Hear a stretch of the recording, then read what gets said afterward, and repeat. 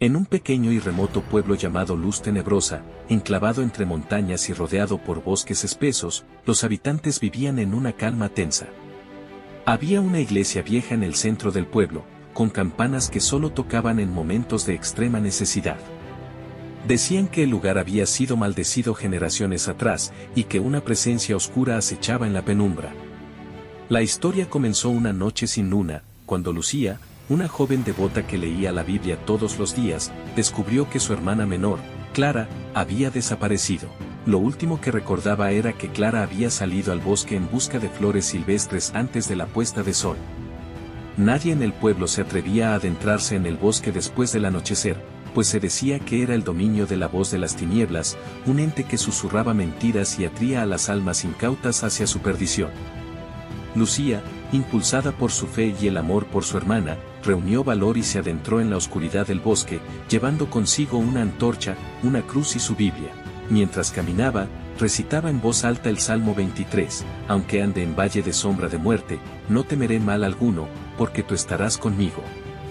Su voz se quebraba por el miedo, pero se aferraba a sus palabras como un escudo. El bosque era denso y opresivo, los árboles parecían susurrar palabras incomprensibles. Cada crujido de las ramas o murmullo del viento parecía un presagio.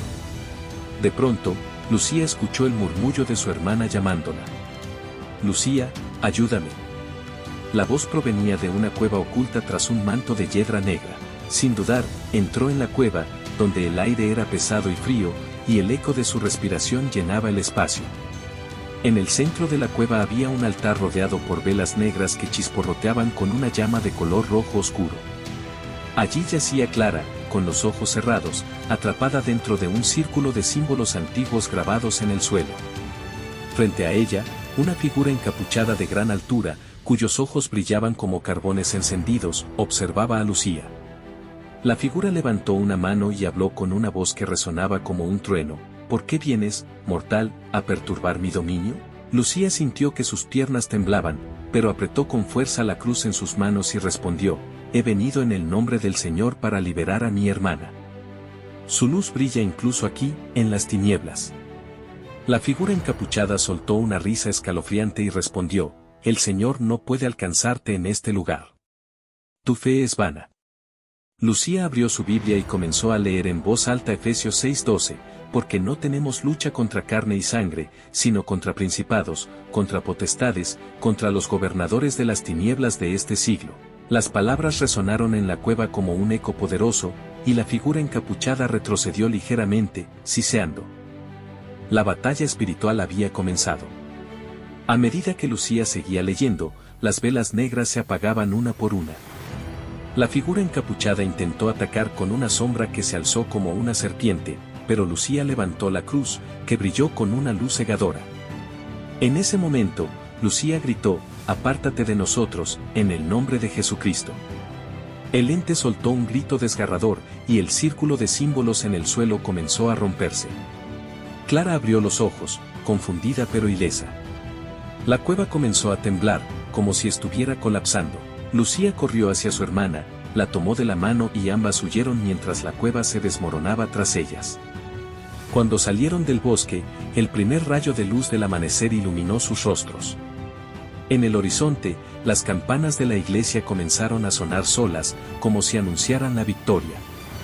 Los habitantes del pueblo, alertados por el sonido, corrieron hacia ellas y las recibieron con abrazos y oraciones de agradecimiento. Lucía y Clara contaron lo sucedido, y el sacerdote las escuchó atentamente. Al caer la noche, convocó a los habitantes a la iglesia para orar juntos. «El enemigo ha sido derrotado, pero no debemos bajar la guardia», les advirtió.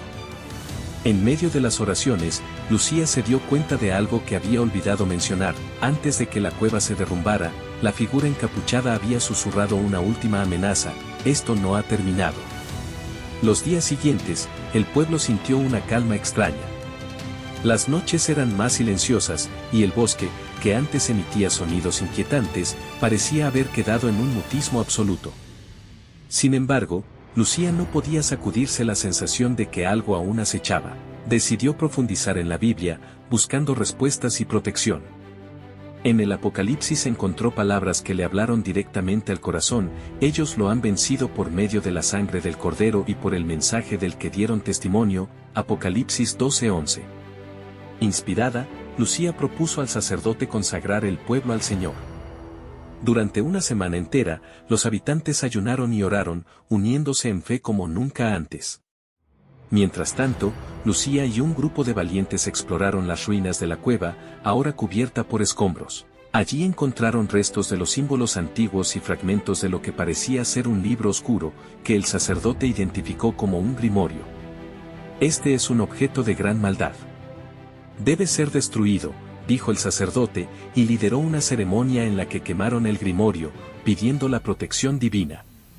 Al arder, el aire se llenó de un grito espeluznante, como si algo inhumano fuera consumido por las llamas.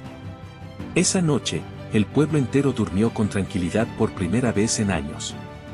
Pero en el corazón de Lucía, una nueva resolución había nacido. Comprendió que la verdadera victoria no consistía solo en expulsar la oscuridad, sino en mantener viva la luz. Decidió dedicar su vida a estudiar la palabra y ayudar a otros a enfrentar sus propias batallas espirituales. Con el tiempo, Luz Tenebrosa fue conocida como Luz Renovada. Los campos volvieron a florecer, y los niños jugaban sin miedo en las calles. Lucía y Clara vivieron para contar su historia a las generaciones futuras, recordándoles que incluso en los momentos más oscuros, la fe puede ser una luz que guía hacia la victoria. Y así, el pueblo entero aprendió a vivir no solo como supervivientes, sino como testigos del poder transformador de la esperanza y la fe en Dios. Sin embargo, la historia no terminó ahí. Un día, varios años después, un joven llamado Mateo encontró en los bordes del bosque una extraña piedra tallada con símbolos similares a los que habían visto en la cueva. Al llevarla al sacerdote, éste la examinó detenidamente y dijo: estos símbolos parecen ser una marca de advertencia. Quizá no todo el mal fue destruido. Lucía, ahora más sabia y valiente que nunca, lideró una investigación junto con Mateo y otros habitantes del pueblo. Decidieron buscar más pistas en el bosque.